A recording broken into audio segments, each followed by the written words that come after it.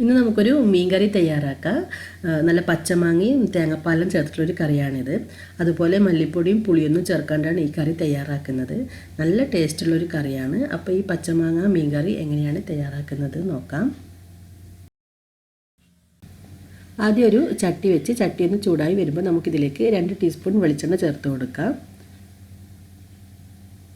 ഞാനിവിടെ 1/4 കപ്പ് ചെറിയ ഉള്ളി, 3 പച്ചമുളക് ചെറുതായി അരിഞ്ഞത്, ഒരു തക്കാളി അരിഞ്ഞത്, 1 ടേബിൾ സ്പൂൺ വെളുത്തുള്ളി അരിഞ്ഞത്, 1 ടേബിൾ സ്പൂൺ ഇഞ്ചി അരിഞ്ഞത് ഇത്രയും എടുത്തിട്ടുണ്ട്. നമുക്കിതെല്ലാം ഒന്ന് വഴറ്റിയെടുക്കണം. നമുക്ക് ആദ്യം ചെറിയ ഉള്ളി ചേർത്ത് കൊടുക്കാം. ചെറിയ ഉള്ളി ഇല്ലെങ്കിൽ സവാള ചേർത്താലും മതി. നമുക്ക് ആദ്യം ഉള്ളി ഒന്ന് വഴറ്റിയതിന് ശേഷം ഇഞ്ചിയും വെളുത്തുള്ളിയും പച്ചമുളകും ചേർത്തൊന്ന് വഴറ്റിയെടുക്കാം.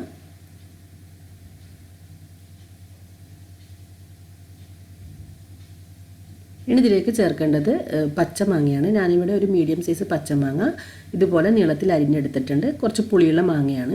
ഇത് നമുക്കിതിലേക്ക് ചേർത്ത് കൊടുക്കാം.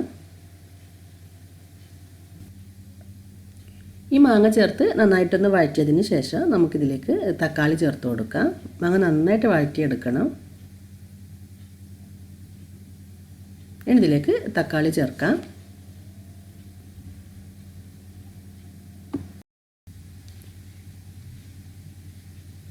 ഇപ്പോൾ ഞാനിവിടെ മാങ്ങയും തക്കാളി നന്നായിട്ട് വഴറ്റിയെടുത്തിട്ടുണ്ട്.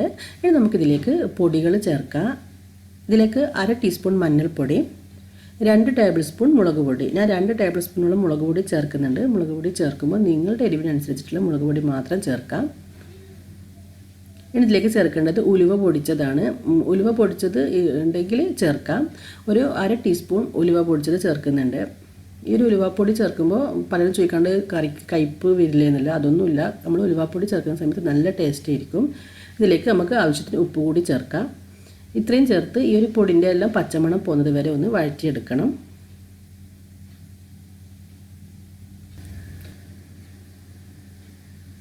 ഇനി നമുക്കിതിലേക്ക് 1 കപ്പ് വെള്ളം ചേർത്ത് ഇത് നന്നായിട്ടൊന്ന് തിളപ്പിച്ചെടുക്കാം.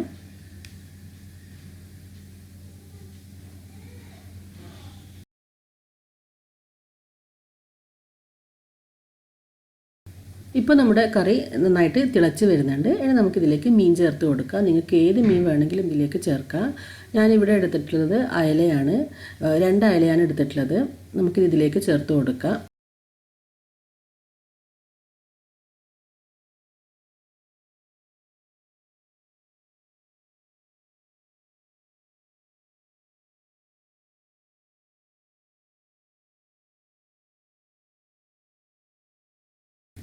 ഇപ്പോൾ നമ്മുടെ കറി നന്നായിട്ട് തിളച്ച് മീനെല്ലാം വെന്ത് വന്നിട്ടുണ്ട്. ഇനി നമുക്കിതിലേക്ക് ഒഴിക്കേണ്ടത് തേങ്ങാപ്പാലാണ്. ഞാനിവിടെ 1/2 കപ്പ് നല്ല കട്ടി തേങ്ങാപ്പാൽ എടുത്തിട്ടുണ്ട്. ആദ്യം 1 കപ്പ് തേങ്ങാപ്പാൽ ഒഴിക്കുക. എന്നിട്ട് നോക്കിയിട്ട് ആവശ്യമെങ്കിൽ മാത്രം 1/2 കപ്പ് ചേർത്താൽ മതി. ഞാനിതിലേക്ക് ഇപ്പോൾ 1/2 കപ്പ് തന്നെ തേങ്ങാപ്പാൽ ചേർത്തിട്ടുണ്ട്. അത് നിങ്ങളുടെ ഒരു ടേസ്റ്റിനനുസരിച്ചിട്ട് നോക്കിയിട്ട് ചേർക്കാം. ഈ ഒരു തേങ്ങാപ്പാൽ ചേർത്തിട്ട് ഒന്ന് നന്നായിട്ട് മിക്സ് ചെയ്തതിന് ശേഷം ഒന്ന് തിളപ്പിച്ചെടുക്കണം.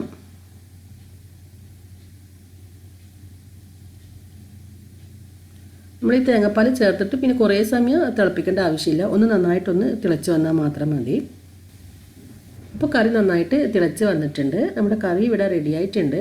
വേണമെങ്കിൽ നമുക്കിതിലേക്ക് കുറച്ച് ചട്ടി കാച്ചി ഒഴിച്ചു കൊടുക്കാം. ഞാൻ ഒഴിക്കുന്നുണ്ട്. നിങ്ങൾക്ക് വേണമെങ്കിൽ മാത്രം ചെയ്താൽ മതി, നിർബന്ധമില്ല. ഒരു ചട്ടി വെച്ച് ഇതിലേക്ക് നമുക്ക് കുറച്ച് വെളിച്ചെണ്ണ ഒഴിച്ചു കൊടുക്കാം. ഇനി ഇതിലേക്ക് ചേർക്കുന്നത് ചെറിയുള്ളി, കുറച്ച് കറിവേപ്പില, കുറച്ച് വറ്റൽമുളക് ഇത്രയും എടുത്തിട്ടുണ്ട്. ഇത് നമുക്കൊന്ന് ഫ്രൈ ചെയ്തെടുക്കാം.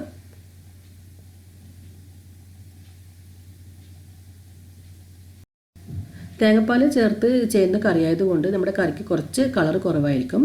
അതുകൊണ്ട് ഞാനിതിലേക്ക് കുറച്ച് മുളക് പൊടി ചേർത്തിട്ടുണ്ട്. കുറച്ചൊരു കളർ കിട്ടാൻ വേണ്ടി മാത്രമാണ്.